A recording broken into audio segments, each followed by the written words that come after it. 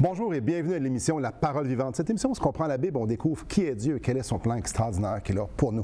Aujourd'hui, mon invité, Martin Jalbert. Salut Martin. Salut Simon, merci.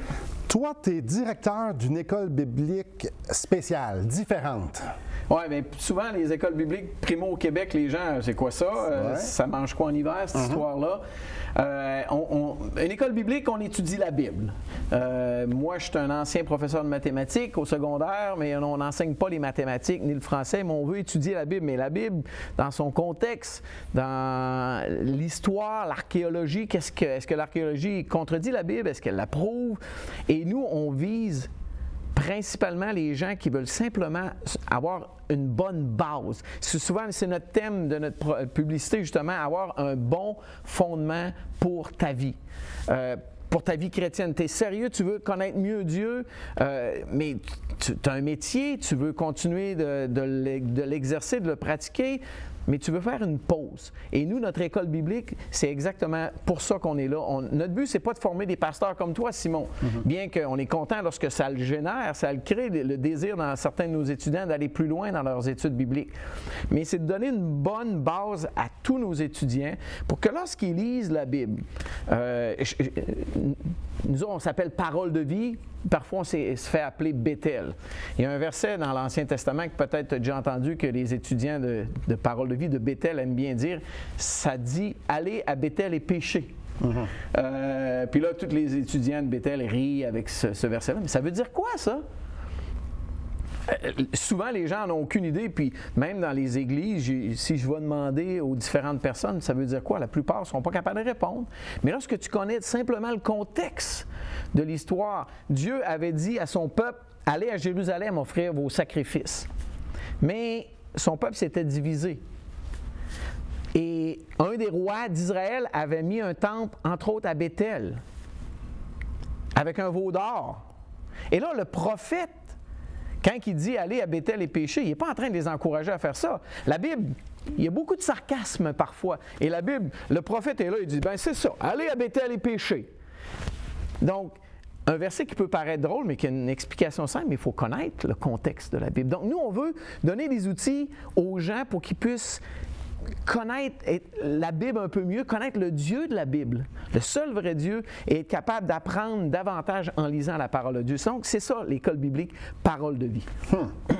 Et là, aujourd'hui, on va justement parler d'une de ces histoires-là un peu spéciales, un peu différentes. On va parler de Noé, de l'arche et tout ça. J'aimerais ça, Martin, que tu puisses nous mettre un peu en contexte. Donc, on arrive dans une histoire, on est dans Genèse chapitre 6. OK, qu'est-ce qui se passe?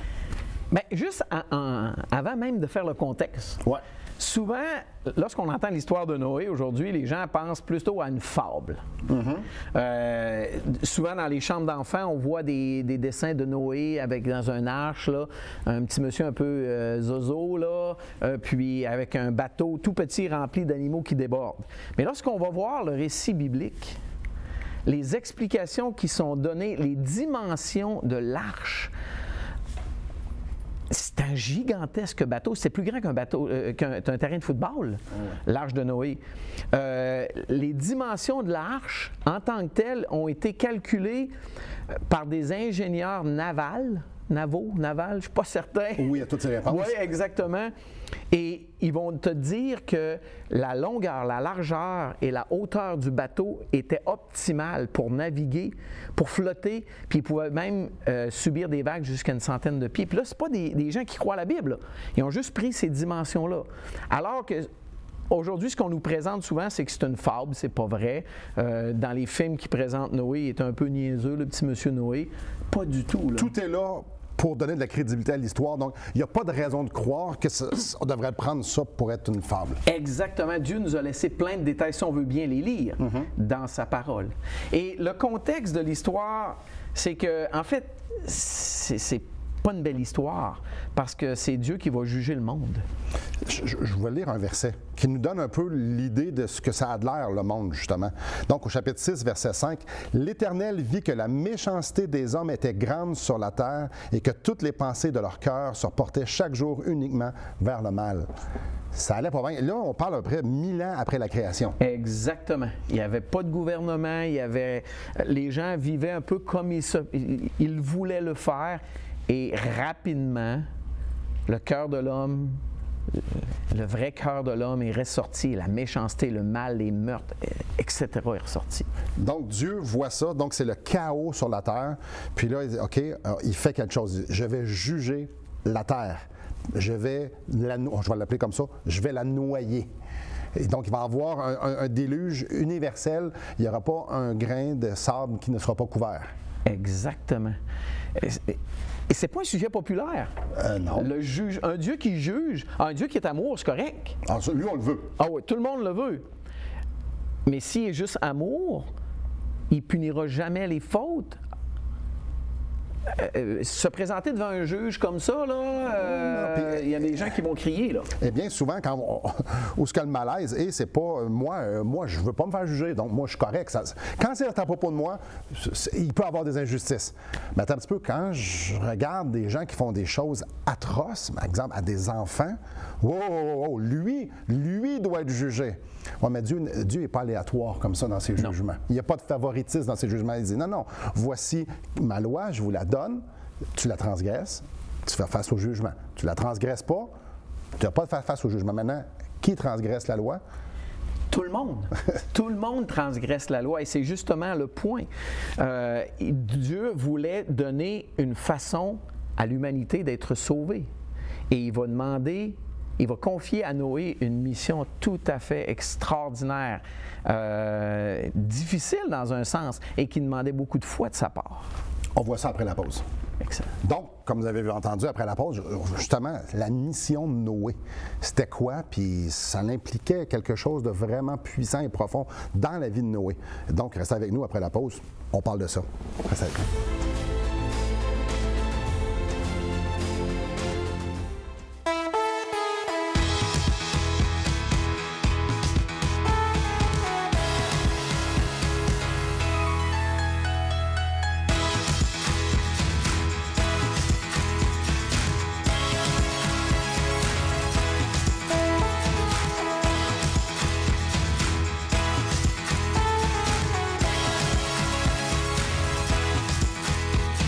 Pour en savoir plus, visitez radioespoir.ca. Bonjour à vous. Donc, si on se remet un petit peu dans le bain, ça va pas bien. Les hommes, les femmes, la population mondiale, tout ce qu'ils veulent, c'est se regarder le nombril puis faire ce qui semble bon. Puis Dieu dit, c'est assez. Il donne une mission hors de l'ordinaire à Noé. Parle-nous-en. Oui, puis juste avant, peut-être nos auditeurs, ils vont se demander, ouais, mais c'est-tu juste Noé? Est-ce qu'on va arriver à aujourd'hui, à Jésus-Christ, etc.? Oui. On s'en vient. On s'en vient là et il y a des images extraordinaires. Ouais. Parce qu'oubliez pas, Dieu a de la suite dans les idées. Il sait exactement tout ce qu'il fait. C'est le meilleur metteur en scène qui a jamais vécu. Ouais. Ouais. Il a toujours vécu. C'est ça. Exactement. Donc, Dieu va confier une mission à Noé. Dans sa grâce, il voit que le monde est mauvais, mais il veut quand même sauver les gens qui veulent se tourner vers lui. Et là, il va demander à Noé de construire un bateau. Dans un endroit probablement qui n'avait pas eu d'eau ou qui n'avait pas d'eau dans ce coin-là du tout. Un bateau aux dimensions gigantesques. Je t'arrête. Oui. Il y a un ministère aux États-Unis qui ont recréé ce bateau-là selon les mesures. Je suis allé. C'est énorme comme bateau, là. On parle d'un paquebot, là. C'est énorme. Je crois que c'est 450 pieds de long, 150 mètres de long. Sur plusieurs étages. 3 étages. Je crois que c'est 45-50 pieds, donc 15 à 17 mètres de hauteur. C'est énorme. C'est énorme comme bateau. Donc, Dieu demande à Noé, tu vas construire un bateau comme ça. Là, on parle de ça, puis on fait OK, construire un bateau. Un instant, comme tu dis, il n'y a pas beaucoup d'eau. Les voisins, là, Peux t'imaginer ton voisin commence à construire un bateau, OK, il commence à couper les arbres. C'est écrit, ça a pris à peu près 100 ans construire le bateau. Exactement. Donc, pendant 100 ans de temps, ton voisin coupe des arbres, puis il va mouiller tantôt, là, Dieu me l'a dit, il va mouiller. Mais voyons, Noé, t'es bien cabochon, qu'est-ce que tu fais là? Amuse-toi comme nous autres. Non, non, non. Dieu m'a dit de faire un bateau, je fais un bateau. Parce que Noé voyait le mal dans le monde. Et Dieu lui avait confié cette mission-là, mais ça prenait toute qu'une foi. Ben, mais hein? Il fallait qu'il croie que ce que Dieu a dit était vrai et allait s'accomplir. À contre-courant de tout ce que le monde pouvait dire. Là. Et pendant ces 100 ans-là qu'il a bâti le bateau, deux autres choses. Il a prêché aux gens, il a annoncé le message. Et deuxièmement, il s'est fait moquer de lui, c'était le fou à Noé, là, clairement. Ils n'ont juste pas survécu, ces gens-là, pour nous ramener son histoire de fou, mais sûrement il a été ridiculisé, ça ne faisait humainement parlant aucun sens. Et là, vient le temps, Dieu lui dit, c'est bientôt, il va mouiller bientôt, explique-nous la suite de la chose. Bien, lorsque le bateau a été terminé, puis il y a des instructions tout de même assez précises dans la parole de Dieu, même d'enduire à l'intérieur, à l'extérieur, le bateau de poids pour le rendre évidemment étanche. Un petit détail technique qui n'a pas rapport à la Bible, mais je connais un ami qui construit des bateaux en bois. Et une fois, il était pour le mettre à l'eau, puis mon père qui était à côté de lui, il dit « Tu ne vas pas mettre ça à l'eau, il y a des trous. » Il dit « Ah, c'est pas grave. » Parce qu'un bateau en bois, une fois qu'il est dans l'eau, s'il y a des petits trous, tu sais ce que le bois fait? Oui, champ d'expansion. Il dit exactement. Puis en plus, Dieu avait dit à Noé de l'enduire de poids. Donc, il y avait toute une tâche. Et lorsque ça a été terminé, il a dit à Noé, à ses fils et aux femmes de ses fils et à la femme de Noé d'embarquer dans le bateau. Et Dieu a fait venir à Noé des animaux de toute espèce. Un mâle et une femelle de chaque espèce. Il y avait quelques animaux, des animaux spéciaux, qui y en avait, je crois, 7 couples. Et ils sont tous venus à Noé, et Noé les a fait entrer. Là, il y a plein de gens qui vont arriver avec plein d'arguments, que c'est impossible. Je pense que, par exemple, la race canine, il n'y avait pas besoin d'avoir 300, 400, je ne sais pas combien de sortes. Ça prenait juste un chien femelle, un chien mâle. Puis, si c'était des gros animaux... ça peut être des enfants. Exact. Un éléphant... Primo, t'embarques pas grand-papa, c'est parce qu'il faut qu'il se reproduise après. C'est le jeune. T'embarques l'ado, parce qu'il y a toute la vie devant lui. Et donc, il y avait plein d'éléments, si on veut bien les considérer, qui font énormément de sens. Et là, tout le monde venait, et je suis sûr que Noé a invité les gens à rentrer. Clairement. C'est le moyen d'être sauvé. Exactement. C'était le seul moyen d'être sauvé. Mais les gens ont malheureusement pas voulu. Donc, Noé est embarqué dans le bateau avec tous les animaux. Et par la suite, Dieu a fait venir sur planète Terre un déluge de pluie. Il a plu sur la Terre pendant 40 jours, Simon. Ils ont été sur le bateau pendant plus longtemps. 371 jours, quelque chose je crois. comme ça. Juste un petit peu plus qu'un an. Exactement. Et moi, j'étais au Saguenay en 96 lorsqu'il y a eu le fameux déluge. Il a plu pendant 3 jours, même pas au complet, là. Et c'était atroce, là. La caisse populaire à Ville-de-la-Baie s'est ramassée dans le milieu du Saguenay, là. Ouais. 3 jours. 40. 40 jours. Dieu a amené un jugement.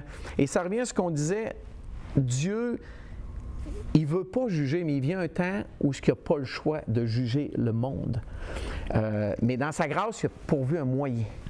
Et c'est là que on fait le lien avec aujourd'hui, parce qu'il y a énormément de liens. Comme tu dis, Dieu a de la suite dans les idées. Dieu, dans l'Ancien Testament, va nous donner énormément d'images qui pointent vers une personne très précise, Jésus.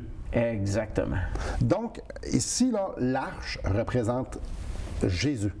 Le seul moyen pour être sauvé. Et probablement que dans ce temps-là, quand il a commencé à mouiller, puis l'eau a commencé à lever, les gens ont commencé à se faire des bateaux, puis des petits radeaux, peut-être. Non, ça ne marchait pas, là. Et quand les gens ont entendu Noé dire « Hey, rentrez, c'est le seul moyen », il y en a une gang qui ont fait « Ben voyons donc, ça n'a pas d'allure. » Ben pas une gang. Ils ont tous fait ça, à part ses fils et ses brus et sa femme. Ça ressemble tellement à Jésus. Ça fait des années, Martin, que je prêche l'Évangile, que ce soit à la télévision, que ce soit dans les rues, à l'église, n'importe où. La plupart du monde dit « Ah ouais. » Quand on parle de jugement, quand on parle de « Non, mais attends un petit peu, un jour, tu vas te présenter devant Dieu, là. Un jour. Ah ouais, je vais m'arranger avec lui quand... Ouais. M'arranger avec lui. Oui, c'est ça. Mais j'ai envoyé mon fils mourir sur une croix et ça, tu n'as pas voulu le prendre, tu n'as pas voulu l'accepter. Donc, quand tu vas me rencontrer, tu penses qu'on va avoir de quoi négocier. Ah ouais. Malheureusement pas. Ça n'arrivera pas comme ça. On va aller à la pause. Avant d'aller à la pause, j'aimerais vous offrir le livre Destination finale de Marc Hale. Marc Hale a pris les Écritures et a dressé un portrait de la lettre d'amour que Dieu nous envoie, nous, des pécheurs. Il veut qu'on soit réconcilié avec lui. Et Marc Hale dresse un portrait fabuleux pour que, justement, le livre s'intitule Destination finale. Qu'est-ce qui arrive après? Et pourquoi on vous donne ça? Pourquoi je vous l'offre émission après émission? C'est tout simplement parce que c'est une question de vie ou de mort. Et si vous ne comprenez pas ce que je veux dire, après la pause, vous allez comprendre. Mais tout ce que vous avez à faire pour vous procurer le livre, c'est nous communiquer soit par téléphone, soit par Internet, et on vous l'achemine tout à fait gratuitement. Donc, restez avec nous.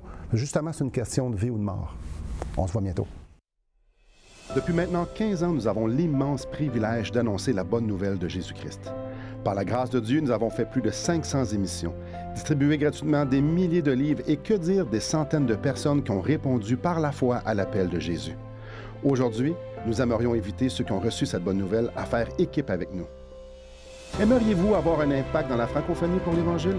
Joignez notre équipe en participant financièrement à la production de l'émission et en nous permettant de continuer à offrir de la littérature gratuitement à ceux qui sont ouverts à l'Évangile. Contactez-nous. Il nous fera plaisir de vous partager comment vos prières et vos dons peuvent faire la différence.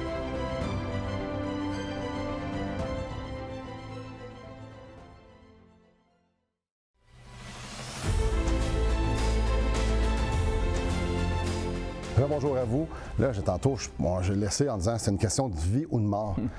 Mais c'est littéralement une question de vie ou de mort. J'aimerais ça qu'on puisse, avant de parler de la vie, qu'on puisse bien comprendre la mort. On est pécheur et le péché, ça produit quelque chose. Ça nous dit dans Romains 6, 23, « Car le salaire du péché, c'est la mort. » C'est ce que tu récoltes. Bien, je travaille, le jeudi, j'ai ma paye, je ne paye. Là, je suis pécheur, bien, je vais récolter la mort. Mais peut-être certains de nos auditeurs vont dire « Ouais, mais moi, je ne suis pas pécheur. » Mais je crois, Simon, tout le monde, ben, peut-être pas tout le monde, mais beaucoup de gens connaissent les fameux 10 commandements. Oui, si on ne les connaît pas, on sait qu'ils existent. Puis oui. À la base, on en connaît plusieurs. Exemple, tu ne mentiras point. As-tu déjà menti, Simon? En 84, mois d'octobre, le 22 octobre 84, j'avais compté un petit mensonge, oui, en effet. Non, oui. Oui, la réponse est oui. Est-ce que tu ne convoiteras point? Convoiter, c'est désirer quelque chose que tu n'as pas. Exact. Ou que quelqu'un d'autre a. C'est ça. Que tu veux avoir. Oui, clairement. J'avais déjà dit dans une autre émission, je crois, honore ton père et ta mère. Coupable. On a tout brisé. Mais j'ai jamais tué personne, non? Oui, il y en a un que tu as réussi à bien faire, peut-être. Peut-être que tu as voulu tuer quelqu'un dans ta tête, par exemple. C'est vrai que Jésus a dit, par exemple, que si j'haïssais quelqu'un, c'est comme j'avais commis un meurtre. Exact. Ah, mais j'ai pas commis d'adultère. Ah, mais Jésus a dit, si je regarde une femme pour la convoiter, j'ai commis l'adultère. Ouais, OK. Sais-tu pourquoi Dieu nous a laissé les commandements? Penses-tu que c'est une liste que Dieu voulait qu'on fasse? Puis si on est tous capables, viens-t'en dans ma présence. Non, il n'y a personne qui est capable de toutes les faire. Mais donc, pourquoi Dieu nous a mis ça? Moi, je crois que, puis c'est même clairement dit dans le Nouveau Testament, c'est pour nous montrer notre état de pécheur coupable devant Dieu.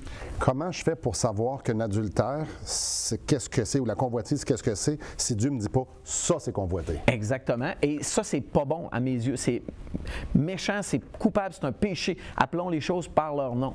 Donc, la loi, ces 10 commandements-là, mettent en lumière notre état pécheur. Donc, il n'y a personne qui peut se présenter devant Dieu disant « Je suis sans péché ».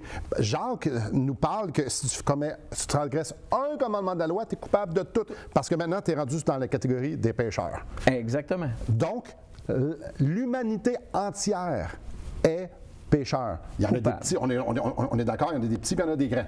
Mais on est tous dans la même catégorie des pécheurs. Et la catégorie des pécheurs, Dieu nous dit, car tous ont péché et sont privés de la gloire de Dieu. Donc, tous les pécheurs, les petits et les grands, on est privés, on n'a pas accès à Dieu. Oh, qu'est-ce qui nous attend? On l'a dit tantôt, c'est la mort. Et on parle ici de mort spirituelle. On parle de l'enfer. Là, les gens vont dire, essayez-vous de nous faire peur? Oui. Je dis la vérité. C'est peut-être mieux d'avoir peur que de tomber dans le gouffre. Et t'imagines si Noé avait dit « Ah non, j'essaie pas de vous faire peur, là. C'est correct, c'est correct. » Non, Noé leur a dit la vérité. On est tous corrompus, il va y avoir un jugement qui s'en vient et la seule solution, c'est l'arche. Donc, on essaie de faire peur? Oui, mais pas totalement. Parce que nos autres, on essaie de sauver la vie. On va pointer à Christ. L'arche. Maintenant, on a parlé de la mort, super. Veux-tu faire peur? Je veux dire la vérité. Ça fait partie. Maintenant, il y a une bonne nouvelle. Comme dans le temps de Noé, il y a une arche, Jésus, c'est l'arche. Exactement. Les images dans l'Ancien Testament sont tellement fortes qu'ils nous amènent directement à Jésus-Christ. Il y avait combien de façons d'être sauvé au temps de Noé? Il y en avait juste une. Embarque dans le bateau. Et c'était la seule façon. Aujourd'hui, on dit « Ah ben, je vais voir. Après, ah ben moi, j'ai ma religion, toi, t'as la tienne. » On ne vous parle pas de religion ici. Non. On parle simplement du plan du seul vrai Dieu, le Créateur, celui-là qui a tout fait ce qu'on voit tout autour de nous et qu'on a offensé, malheureusement. J'aimerais ça qu'on puisse lire dans Jean 10 au verset 9. Qu'est-ce que tu en penses? Oui, excellent verset. « Je suis la porte.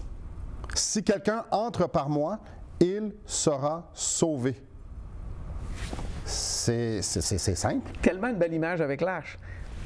En passant dans l'arche, devine combien il y avait de portes? Il y en avait une. Une seule porte. C'était la seule façon, c'était l'arche. Il fallait que tu entres par cette porte-là et tu étais sauvé. Et c'est même Dieu qui a refermé la porte selon le texte biblique. Et de quelle façon Jésus peut me sauver? Ou sur quelle base, j'aime mieux ce mot-là, Jésus peut nous sauver, Martin?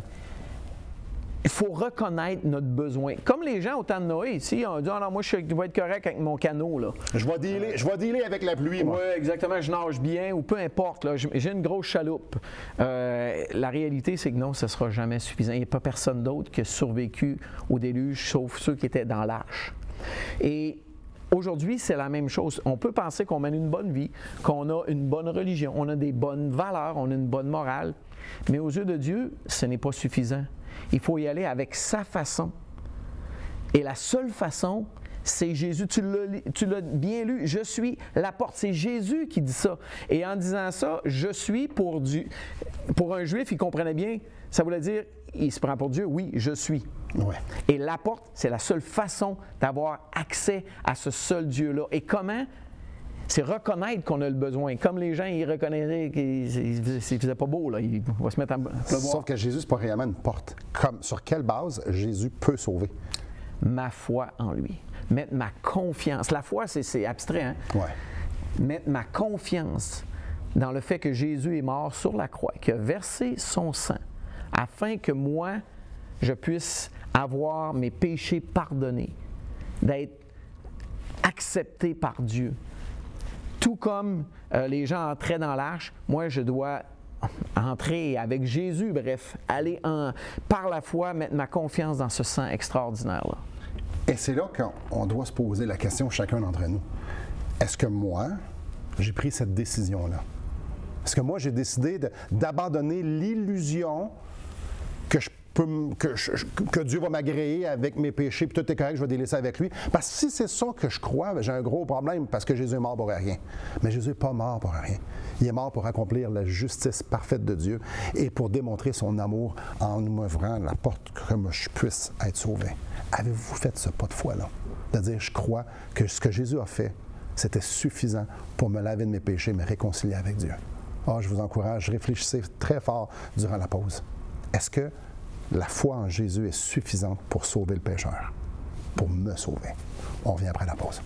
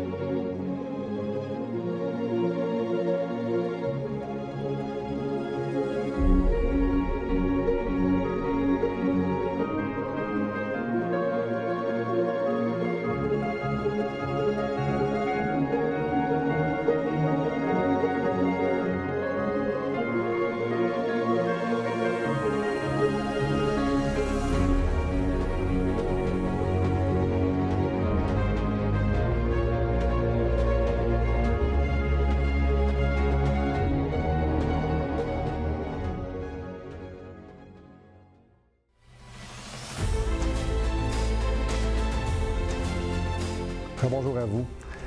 Ça me fascine, moi, Martin, de lire l'Ancien Testament. J'apprécie l'Ancien Testament parce que Dieu utilise des images tellement fortes et tellement proches de la réalité en Jésus. Et c'est écrit à plusieurs endroits, de plusieurs manières, justement, que ça a été écrit pour nous servir d'exemple. Et pour ne pas endurcir nos cœurs comme eux l'ont fait et comme le peuple d'Israël l'ont fait plus tard, de ne pas regarder ça d'une façon détachée. Attends un petit peu, là. Dieu nous avertit avec Noé. Dieu nous avertit, attends un petit peu, là. Le pécheur va être puni et celui qui va me croire sur parole et qui va faire exactement ce que je lui demande, lui va être sauvé. J'aimerais ça qu'on puisse explorer un petit peu plus en terminant l'émission cette idée-là de justice, cette idée-là d'amour, parce que ça semble être rentrer un peu en conflit. Bien, c'est pas politiquement correct de parler de jugement. Non, t'as raison. Dans notre société aujourd'hui, on ne veut pas entendre parler de ça. Comme on l'a dit tout à l'heure, on veut entendre parler de ce Dieu amour. Vous savez, tu sais, Dieu a beaucoup d'attributs, beaucoup de qualités, de comment il est. Et une des grandes vérités, c'est que Dieu est parfaitement amour. Ça, c'est clair. Mais Dieu est aussi parfaitement justice. Lequel pèse le plus dans la balance? C'est dur de le réaliser. Comment être parfaitement amour et parfaitement justice? Les gens veulent un Dieu parfaitement amour. Parfaitement justice, non. Et Dieu a trouvé la façon de combiner les deux. Et la façon de combiner les deux, c'est comme ça. C'est bon. C'est la croix de Jésus-Christ. Dieu nous a montré parfaitement son amour alors que nous étions encore des pécheurs. Christ est mort pour nous. Sa justice a été satisfaite où? À la croix de Jésus. Le pécheur ne reste pas impuni parce qu'il y a quelqu'un d'autre qui a pris sa pénalité. C'est juste. C'est comme si je t'invite au restaurant, puis je te dis c'est sur moi. Bien, Dieu a dit ton péché est sur Jésus, mais il faut que tu rentres au restaurant, il faut que tu y ailles. Ça me fait penser à un passage que j'aimerais vous lire à la maison. C'est dans Romains au chapitre 10. Je vais lire à partir du verset 9. Si tu confesses de ta bouche le Seigneur Jésus, et si tu crois dans ton cœur que Dieu l'a ressuscité des morts, tu seras sauvé. Car c'est en croyant du cœur qu'on parvient à la justice, et c'est en confessant de la bouche qu'on parvient au salut, selon ce que dit l'Écriture. Ça revient encore là. Est-ce que vous avez mis votre foi dans le sacrifice de Jésus? Ou bien non, vous êtes en train d'être créatif puis de dire non, moi je pense que je vais faire ça différemment. Moi, je pense que je vais essayer le chemin de la religion. Moi, je pense que je vais être une bonne personne. Moi, je pense que je vais prendre du bon un peu dans tout. Mes chers amis, Dieu dit, je t'ai tout dit ce que tu avais besoin d'entendre. Tout ce que tu as besoin de faire, c'est croire. Croire que je t'aime assez pour te dire, pas d'être dans le flou, là, pour te le dire comment être sauvé, comment être pardonné. Et ça, c'est en croyant que Dieu a tout fait, en croyant que Christ a payé la pleine justice pour nos péchés et qui nous offre son amour en disant « Crois et tu seras sauvé ». Alors, mes chers amis, soyez réconciliés avec Dieu, je vous en supplie. Merci Martin. Merci Simon. Merci à vous, que le Seigneur vous bénisse.